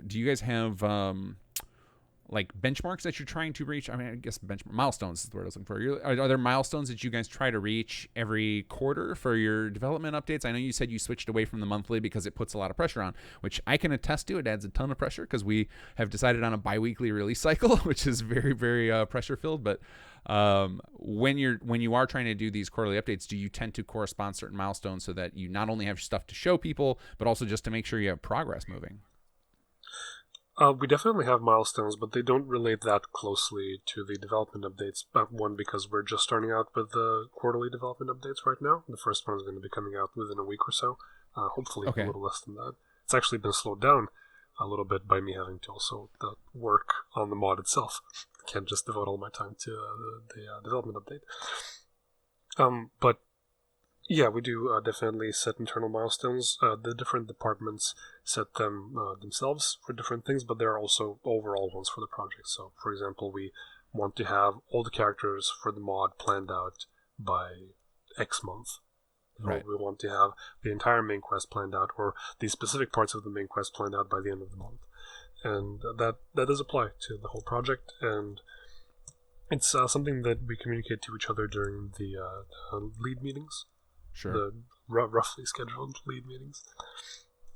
So do you have, given that, do you guys have some sort of, best case scenario timeline for a release of Miami? And you don't have to say it if you want. I know how obnoxious it can be if players are anticipating something. But in your heads, do you guys have an idea of how long this is going to take? And under perfect scenario. Yes, and we also constantly update that in response to how development is going. We have, I don't want to say a clear idea of what time is going to take us to get it done, but we do have something that we're shooting for. But we're going to keep it internal for now. Yeah, absolutely understandable. I tend to do the same, is just wait until we have everything pretty much into alpha before we talk about any dates publicly.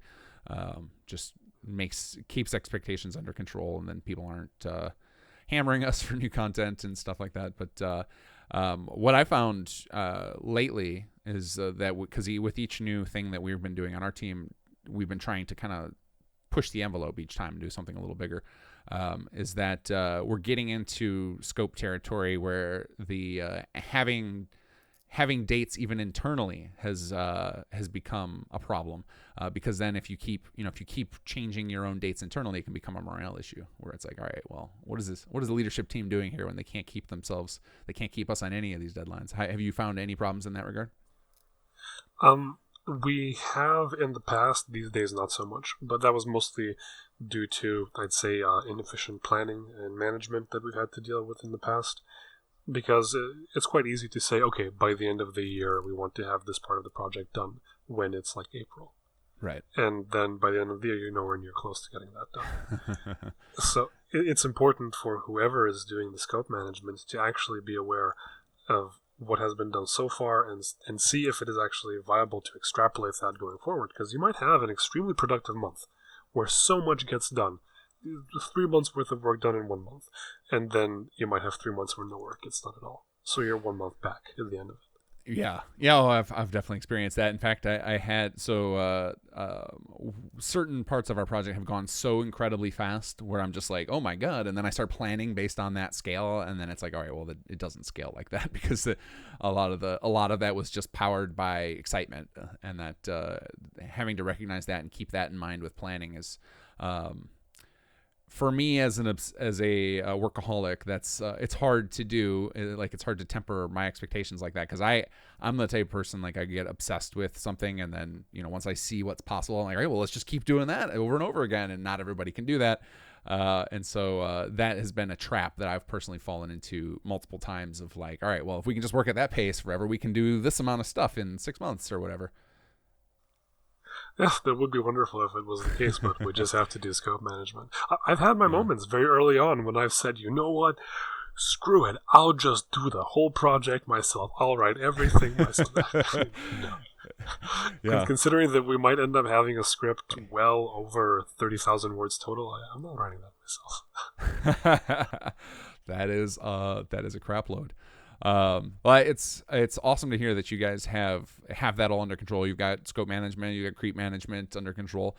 Because like I said, it's very tempting to to break those, and I know I'm very guilty of it myself, and it's hard not to. I think when you're in the modding space, because you're not under any particular deadlines, you have no financial pressure. It's literally just this. Your imagination is the only limitation, especially once you get into the realm of things like the script extender, where I mean, it's just a matter of time.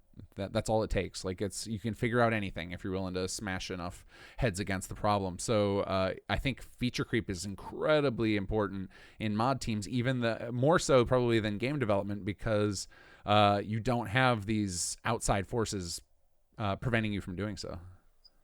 I mean, even in terms of game development, that still ends up sinking projects here and there. The System Shock remake was almost canceled because of feature creep. Fair, yeah. I think that they've got outside pressure. They've got outside forces pressuring them into doing it, so they're forced to. Whereas we are not. Like we could, mentally allow ourselves to feature creep to hell, and there's nothing. There's no management really, or there's nothing saying like, all right, you've got X amount of dollars, and it has to pay salaries for this amount of years. There's nothing like that to prevent you from just going nuts with it. So that's why we have to do it ourselves. Yeah, so it requires a lot more discipline, I would say. So it does, but it's also an extremely useful skill to learn, especially if you would like to take this into a future professional career. Oh, absolutely. Well, and I think even if you don't want to do it professionally, I think if you want to consider yourself a creative person and you want to actually produce things, if you want to create stuff that other people can enjoy, you've got to develop that skill just for the sake of actually getting things to a point of completion, because you can, even if you're not talking about feature creeping, you can take perfectionist creep. You can take things and just continuously rework them and get obsessed over making every little detail perfect, and then you never actually make any progress toward sharing it with anybody else. And I think that you're right. It's a great skill to just have in life especially if you want to get into creative fields. Yeah, absolutely. I've found myself doing scope management on my own personal projects. I have a novella in the works that has a set limit of editing passes that I'm going to do on it, just so that I actually finish it at some point. Yeah, that's pretty important. Have you guys considered on Miami doing anything like what New Vegas has done, where they're developing things out in chunks so that you might be able to release some of your stuff publicly as part of the publicity and marketing side of things? It would be extremely difficult for us to do that with Fallout Miami as a sort of unified experience, but we have and we will be releasing sort of individual, really, really small chunks of the project out there. So, for example, weapons and armor are things that are going to make it out there. We already have the fire axe out. We're going to be coming out with the quad barrel shotguns soon. Future weapons are going to be released like that, and other types of equipment. We have the Enclave Settlement Pack that was released a couple of months ago. But in terms of things like the world space and quests and so on, because of our very, very defined structure, it would be quite difficult to do that. I wouldn't say impossible. Something like a Fallout Miami Act 1 and Act 2 release could happen, but I just don't see that really taking place, just because, like I said, everything has to relate to everything else. So there would be spaces that would be kind of devoid of content if we were to do that, and we want to present something to our fans that is as high quality as possible. So we don't want an experience that feels somehow disjointed or somehow not fully fleshed out, or at least not in the way that we would like to do it. Right. Well, and you also have the problem that this is an open world game, so then people would be exploring spaces while they're waiting for Act 2. There would have been nothing there, and then all of a sudden, magically in Act 2, this is suddenly populated, and that would be kind of immersion breaking. So yeah, I wouldn't anticipate you guys releasing chunks of your story or world space, but yeah, that's what I was thinking was weapons and, like little independent systems that maybe you're bringing to the table that aren't in the vanilla game that could be pieced out. And that is, again, that's props to Bethesda because they systemized everything so much, like the weapons and the power armor and the armor, is that it's very easy to release individual mods that add those new things on their own, and they don't have to be, they're not sucked into the whole, which is really cool. Yeah, absolutely. And especially with things like new systems, hopefully we can actually release something like that, because we have some fairly unique gameplay stuff that we've done so far, where for our main town hub, for example, we're going to have a prison system very similar to the one that you see in Skyrim. Something that hasn't really been in Fallout so far. No, in fact, the game hints that it's available and it's not. Like there are functions and stuff that are disabled that say you can send people to jail, and it's like, oh, they're not enabled. There's quite a few things like that from a coding perspective. That's pretty disappointing that Bethesda left the snippets in from Skyrim, and then you go to use them and they don't actually work. So Miami has got pretty big scope. Did you said you've basically had this thing locked down and you don't feel like you've creeped it at all? When you first started out, I know, because I remember when the first screenshots were coming out, it was kind of like just a few pictures of some beach towns with palm trees and stuff like that. Was that the stuff that was first coming out that you were talking about? That was just kind of a proof of concept that evolved into what became the mod, and before that, it was just going to be like, hey, what might a Fallout in Miami look like as far as some still images? So that's definitely how it originally started, as sort of this, just kind of like, hey, here's a concept of like how a world space could look, how a Fallout set in Miami could look, and it was mostly the work of one modder, Mika999, who's done the A Better series for Skyrim, and I think the something to do with Gates of Oblivion as well. And he originally was just working on this world space, presenting this sort of aesthetic, and over time, additional people were recruited, specifically writers like me and Sir Balin very early on, and we planned out this sort of intricate main quest, and it became apparent that, okay, there's a lot of potential here. This aesthetic is something that people very easily latch onto, and something that's really, really impactful. And we have a very strong narrative. So what if we were to take it forward and make it something just a little bigger, a little more fleshed out, something in between the size of an official DLC and a full game? Because for a while we were thinking, okay, maybe just DLC size, but we did kind of expand beyond that. But that's when we locked it down. We said, okay, this is it. Anything bigger than this would not be doable. And we made that transition from, okay, this is more of a concept, more of a, hey, let me just mess around in CK and make some beautiful areas with some palm trees, to, okay, no, we're going to make something that is very definitive, very coherent, very fleshed out. Yeah, and that's like you said, it can be a slippery slope, and you've got to keep yourself kind of contained in that. So when you were deciding on the scope and size of this, what did you? So you said something between a DLC and a full game. How do you make that determination as far as, because there's a lot of stuff that goes into these Bethesda games. So you've got your world space, you've got generally your main quest line, which will have, you know, a lot of major set pieces and locations involved with it, and then obviously you've got all of your side content so that the game actually feels like an open world. So what were your constraints that you did while developing these ideas to help you keep it within that size you had in mind?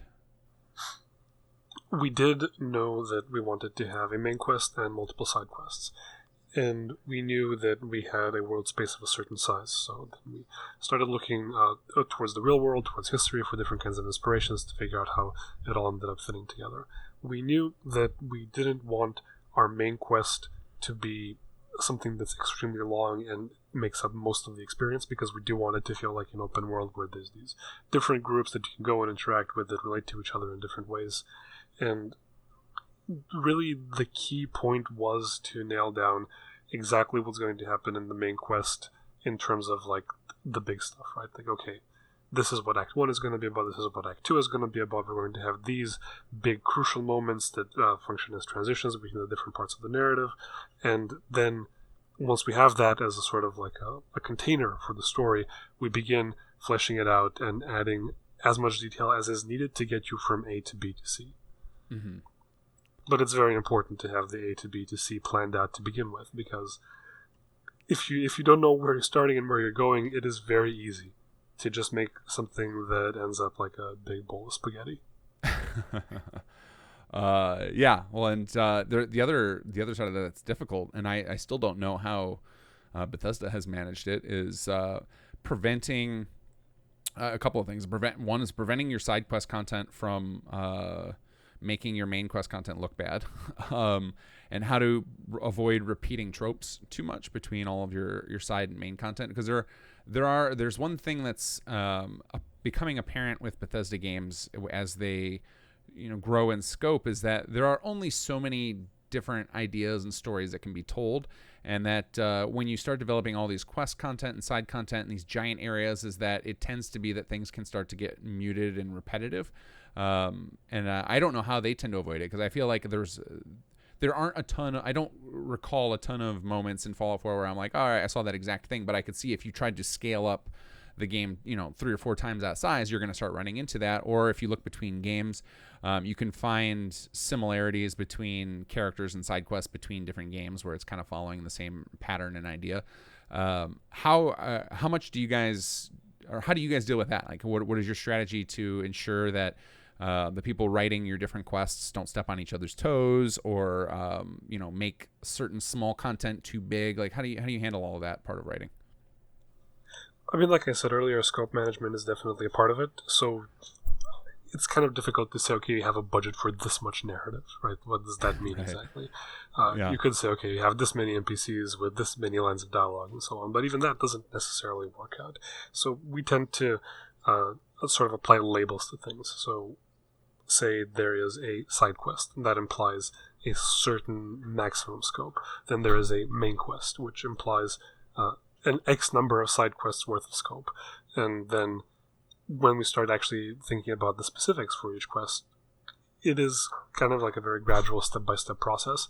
And then once we have like a rough concept for it, we would evaluate, okay, is this enough narrative, or is this too much narrative? Is there enough gameplay? Is there not enough gameplay, and so on? And very often what would happen is, for example, if we're doing a stage, main quest stage, we would look at it and see, okay, this is actually a little simplistic right now, and it seems more like a side quest. So we need to add some complications. What world elements can we pull from to add complications, to add some more interesting gameplay here? Can we maybe add some opportunities for role playing? Can we maybe instead of expanding on what we have right now, offer a separate branching path that leads to a different outcome? And once we feel that we're at a comfortable space for the amount of narrative there, we do sort of like a play test. Like, thinking about, okay, the player goes here, they do this, they make this decision, or they kill this NPC, then they go there, they retrieve this item, etc., etc.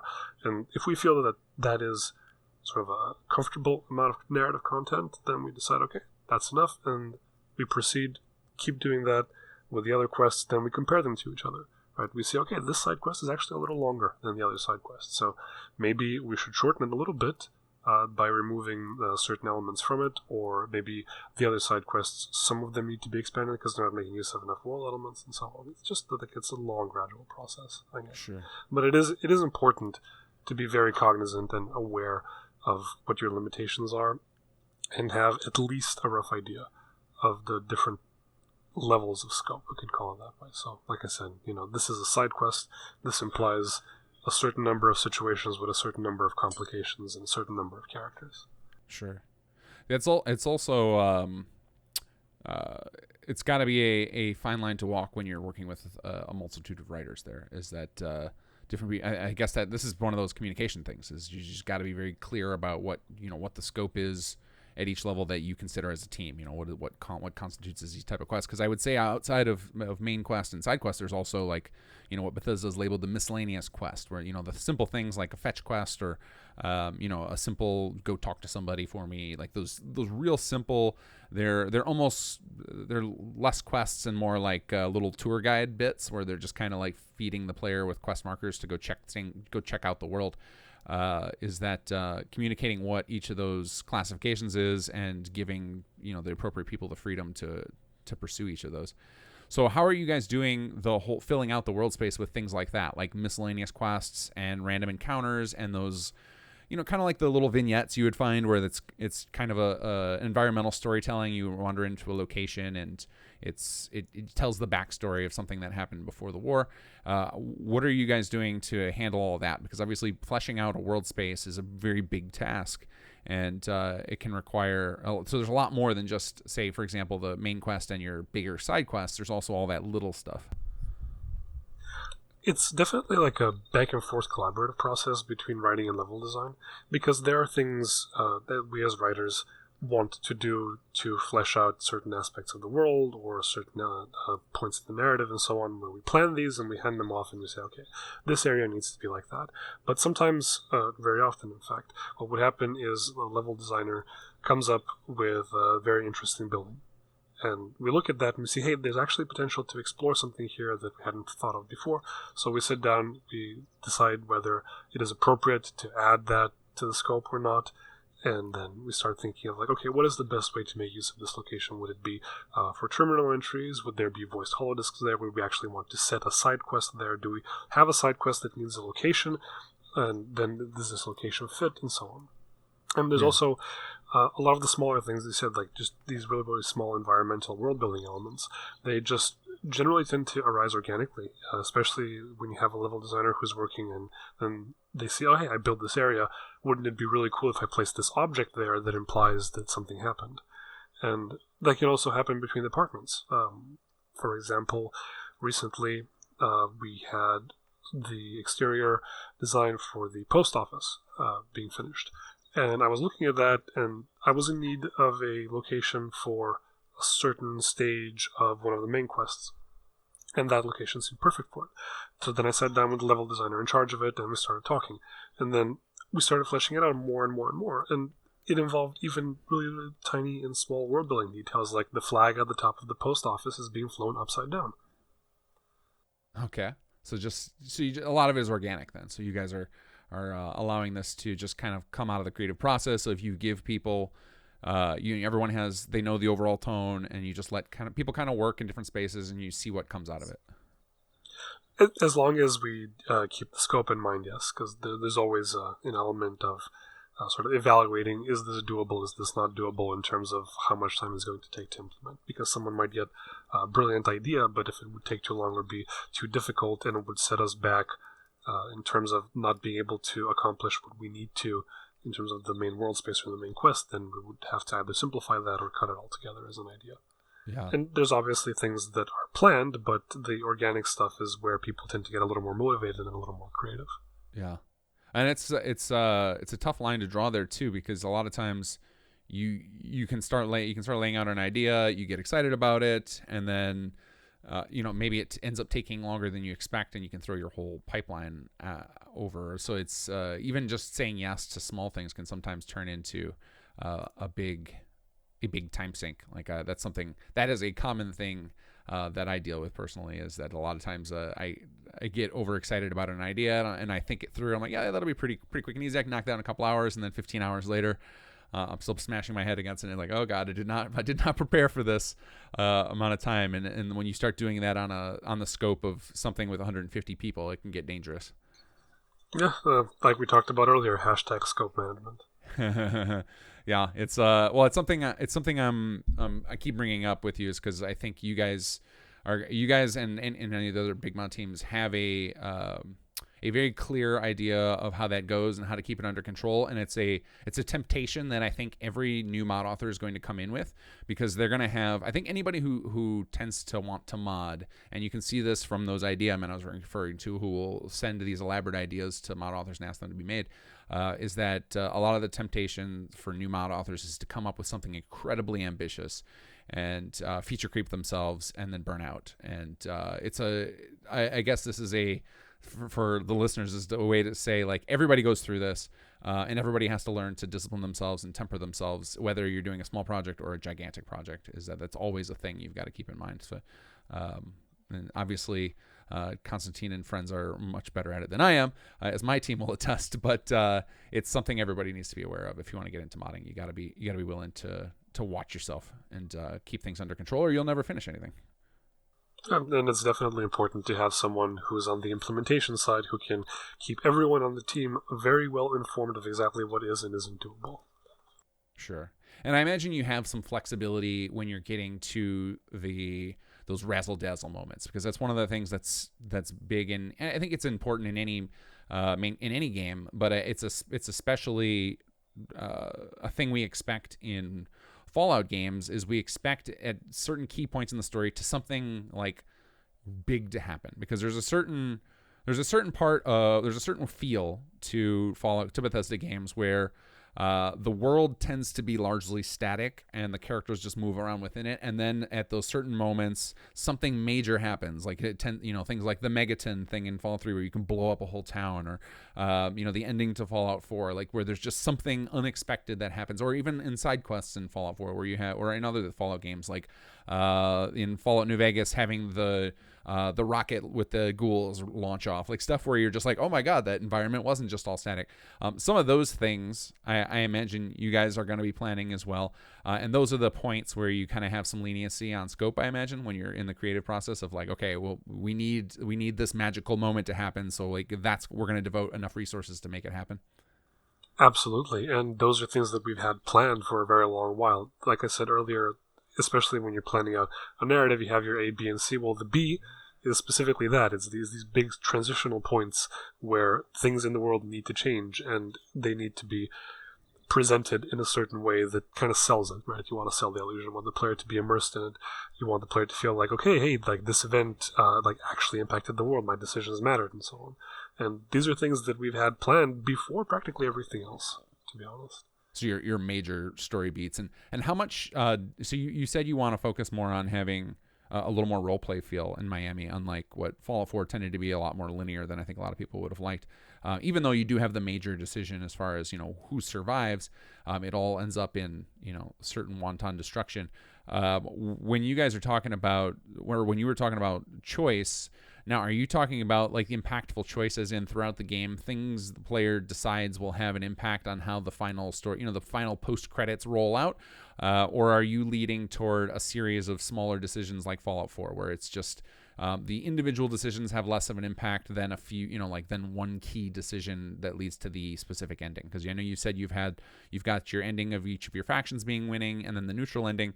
Do you have other sub-choices in there that can impact other parts of the game world that will make the player feel like they had significant choice at some point? Definitely. Fallout Miami is going to have epilogue slides, very similar to Fallout New Vegas. And those will cover a very wide range.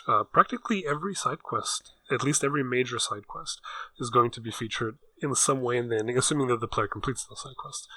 Sure. And that's one of the major ways that we're trying to give people the feeling of choice and consequence. Because obviously, since we are a mod team, it's not necessarily very easy for us to make a large amount of missable optional content to account for this choice. There is a good amount of it. Definitely, I would say enough for someone to get the feeling that, yes, this is a Fallout experience where my choices matter.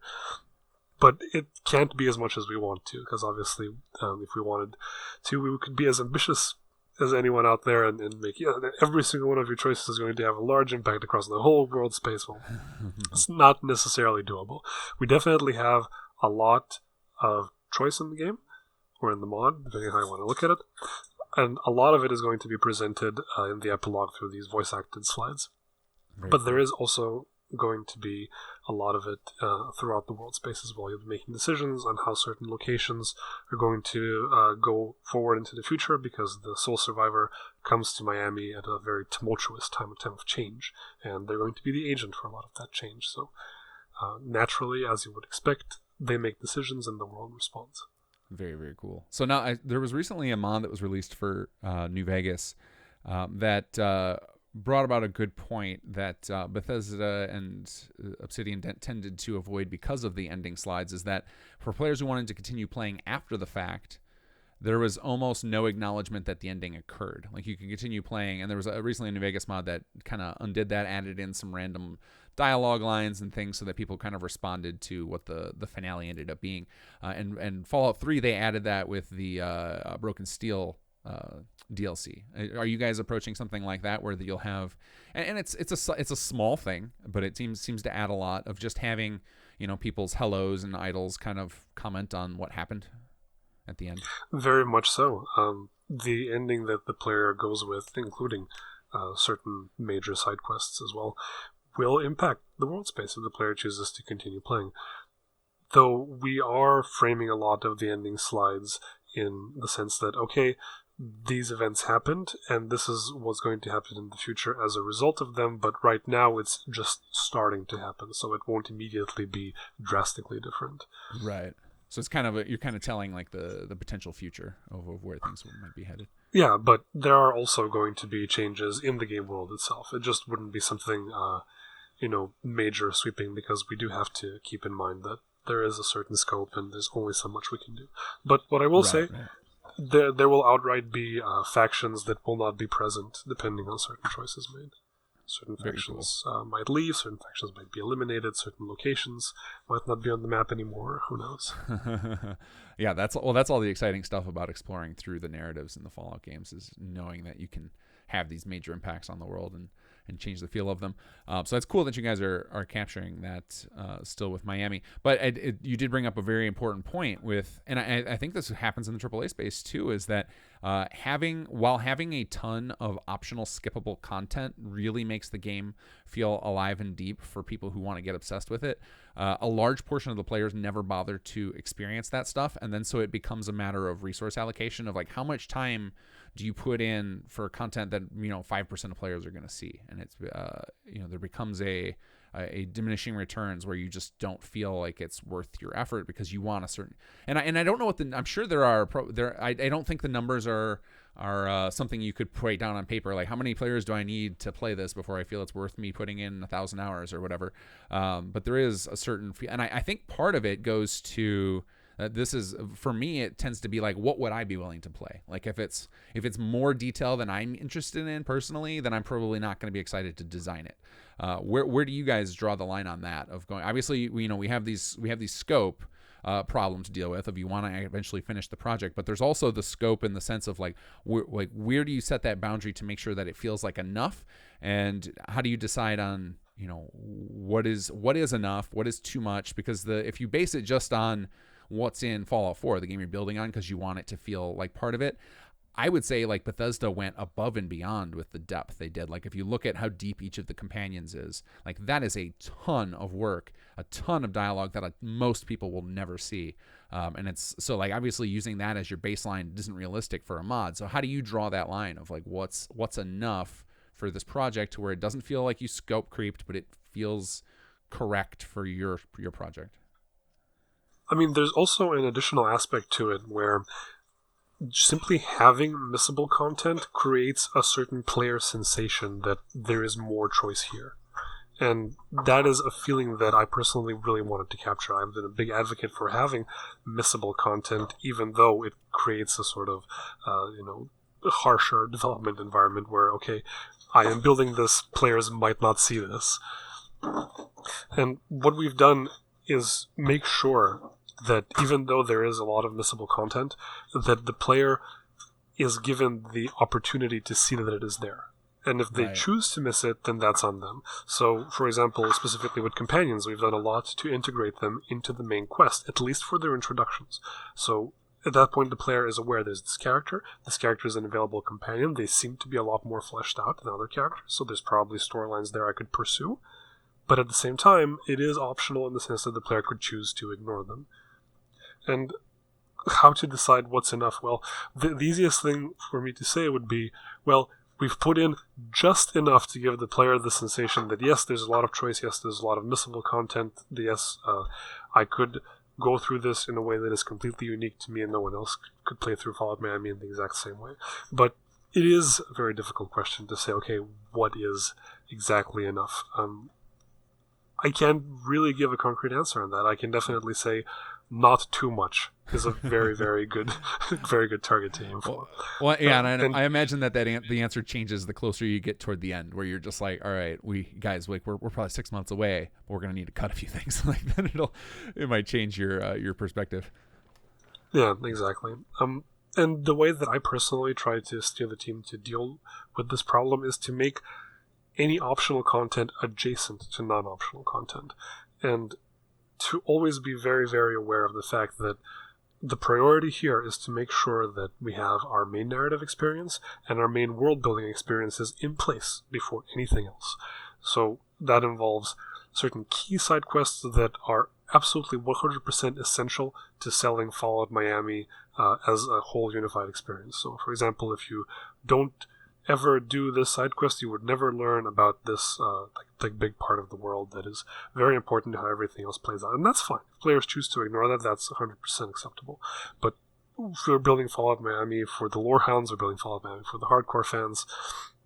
So that stuff is going to be there, and it's not going to be shoved in the face of people who don't want to deal with that. We're all about player choice, but it is going to be presented to them, and they can choose to accept it or to not accept it.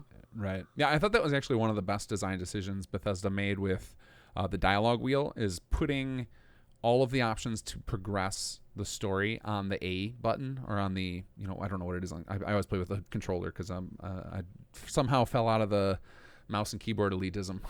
But anyway, of making it so that players who don't care about that and just want to play the gunplay can just spam the positive interaction key and get through it all in a way that makes sense. I thought that was a really smart decision by them, because then that lets players who want to explore the dialogue can do so.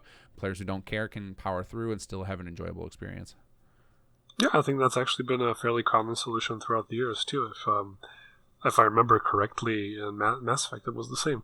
I think it was what was it, X or B? Like the option on the right was always the one that progressed the narrative forward. And older PC RPGs, it was usually the option numbered 1, so you just hammer on the 1 if you want to get to the battles. I think I never noticed in other games because I've always been the obsessive lore hound. Like I'm always looking for the one with the question mark on the end so that I can get more information. Yeah, same here, buddy. But lately, because I have so little time to game, I'm like, all right, well now I'm looking for that A button. Where's the one that's gonna obviously get me through to the next bit of story, which is a weird transition to go through. Of like, oh, I see why they or I see what it means to be a casual gamer now. Which is a weird feeling when I'm putting in so much time to develop games, is that it's like, but I don't have time to play them. Do you find that's happened to you as well? Actually. Yeah. Yeah, I don't play anywhere near as much as I used to. I almost don't play at all, to be honest. Since I work as a localization editor in video games, and I'm spending a lot of time working on Fallout Miami. Apart from that, most of my video game time is spent looking at news and working on games. Not so much playing them. Although there will occasionally be something big that I'm looking forward to, or some kind of indie game that I'm extremely excited for, that I just sink an uninterrupted chunk of time into that. Yeah, for me, the obviously the other RPGs coming out are the ones that I could see myself making the time for, like Outer Worlds and Cyberpunk. But beyond that, I'm just all in on the dev, because it's almost become a game to be in itself, of developing the game. Is like it's got its, because like the real escapism and draw for video games is to feel totally immersed in something, and to explore something new, and you get to do that when you're game developing. You're immersing yourself in heavily, and you're exploring, and you're problem solving. Like it's all the same type of things you're getting out of games. You're making decisions, you're getting experience. Right. Just there's no numbers that go with it, I guess. The numbers are the hours ticking away on your clock. Exactly. Well, this has been a fantastic conversation. It's very insightful to see how you guys deal with things. It's I think a lot of people will be shocked to hear how much discipline and time is required in maintaining feature creep or controlling feature creep and scope. And it's good to hear that you, being a lead on the team, have that under control, because I think that's probably one of the most important elements to actually seeing this stuff release. And as we all know, it's very rare to see these big projects release, and we really want to see them release. So I think you have a ton of community support, and I'm glad to hear you guys are heading in the right direction. Trust me, no one wants to see these projects release more than the people making them. That's true. And hopefully you guys have. Would you say that most of your core team, that I know you mentioned you and Surveillant came on early on together. Is there a lot more of the core team in the leadership positions now that have been on board for a while that are carrying this through? I'd say that the majority of the core team also makes up the majority of the lead cast have been with the project for a very long time, which is a sort of comforting, warm feeling. Yeah, absolutely. Because it makes the victories more enjoyable when you've shared through the burdens with everybody. So like you guys have gone through the ups and downs together. So yeah, I mean we made friends. Some people have fallen off over time. New people have come on, but still trucking along. Very cool. Is there anything else you want to talk about before we break? Or anything you want to mention to your fans out there? Anybody listening who's excited for Miami? Definitely look forward to our spring development update, even though it's mid-June. It's coming out a little later than we would have liked, but that's how it goes with these things. Yeah, these things, they take time. Right. Well, you don't want, if you release an update that's too light on content, that would be probably worse than releasing it on time. Is that? I can assure everyone listening that there will be enough content, and there's actually a little bit of a surprise in there too. So look forward to that. Awesome. Well, it's been great talking with you. I appreciate you taking the time. And we should send people to falloutmiami.com, correct? Is that the website? Yep, and Fallout Miami on YouTube as well. Fantastic. So you guys can go check out the spring update there. I know you guys have some openings right now on your team. Who are you currently after? What kind of skills are you looking for? I know you said you had a voice actress on Casting Call, but what other folks are you looking for to join your team? With mod projects like this, there's always technical talent that's at a premium, so we're obviously pretty much always looking for new level designers, new 3D asset artists, and so on. Fantastic. And people with Creation Kit experience for implementation. That's definitely very important. Yeah, so all of you guys out there who have gone through the SimSettlements Builders Toolkit, you may not know it, but you have the skills you need now to do level design. So I'm sure, just like we do, you guys have the people on board who can teach folks the nuances of level design, like room bounds and light portals and things like that, or room portals and light bounds, things like that. So as long as people have the designing skill to do it, they probably are in good shape, correct? Is that about accurate? 100%. Fantastic. All right, K.Constantine, it's been fantastic talking with you. We are looking forward to Miami. Maybe I'll have you on again sometime. We can talk about progress when you guys get a little closer. Oh yeah, man. Hopefully. It's been wonderful.